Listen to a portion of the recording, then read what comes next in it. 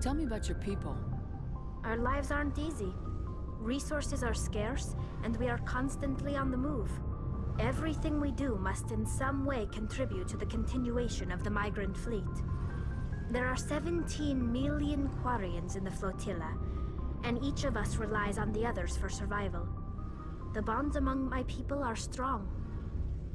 Unfortunately, we have had to surrender many of the freedoms and civil liberties other species take for granted.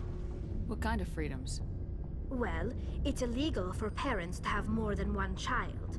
If our population grows too much, it would strain our resources to their breaking point.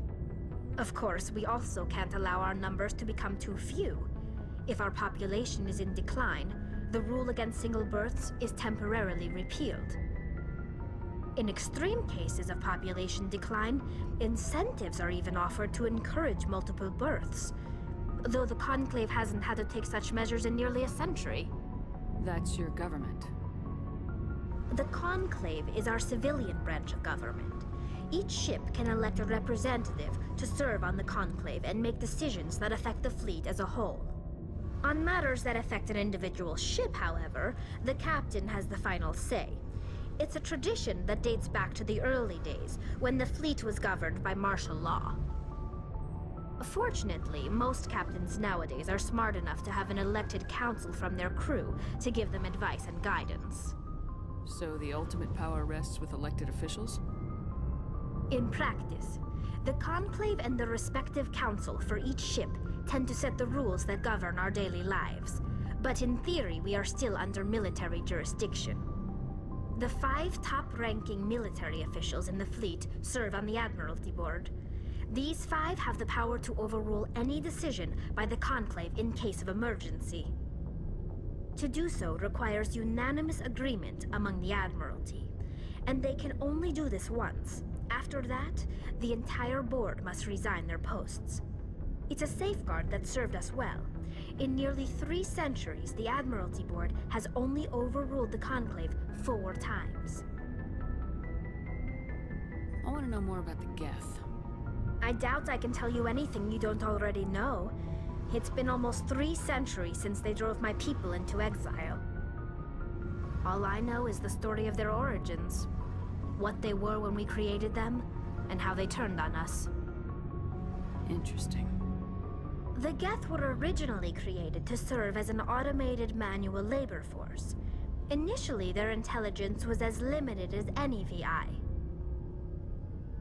Over time, we made small modifications to their programming to allow them to perform more varied and complex tasks, bringing them closer and closer to true AI status. How come the Council didn't step in and stop you? This wasn't true AI research. We may have been skirting the bounds of the law, but we never did anything that was actually illegal. The changes were so insignificant, so gradual, that we were able to control them. Or so we thought. But one thing we underestimated was the power of the neural network. A million Geth thinking simultaneously created an inherently unstable matrix. So the Geth share brainpower? Many of the Geth's logic systems were designed to work in concert with other nearby Geth. Basically, the more of them you have in a group, the smarter they are. So there's some sort of group consciousness? No, nothing like that. They cannot share sensory data or information. Their programming cannot handle that much simultaneous input. Each Geth maintains an individual awareness and identity. The neural network only operates on a process-based level. It's basically the synthetic equivalent of a subconscious. But when they're in close proximity, they can coordinate low-level functional processes, freeing up more capacity for original or independent thought. What made them rebel? As we built more and more Geth, their effective intelligence became more sophisticated, more abstract. One day, a Geth began to ask its Quarian overseer questions about the nature of its existence. Am I alive? Why am I here?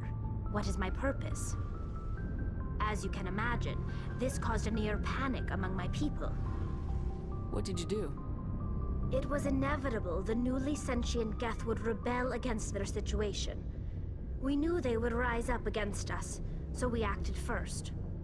A general order went out across all Quarian-controlled systems to permanently deactivate all Geth. The Geth responded to this order violently. Hey, you can't blame them for fighting for their survival. We had no other choice. The Geth were already on the verge of revolution. By acting quickly, we had a chance to end the war before it began. The hope was that most of the Geth would still be little more than machines, incapable of organized resistance. But they had progressed much further than anyone anticipated. The war was long and bloody. Millions upon millions of Quarians died at their hands. In the end, we were forced to flee our own homeworld. We feared the Geth would pursue us, but they never came beyond the Veil. Now we drift through space, exile searching for a way to reclaim what was once ours.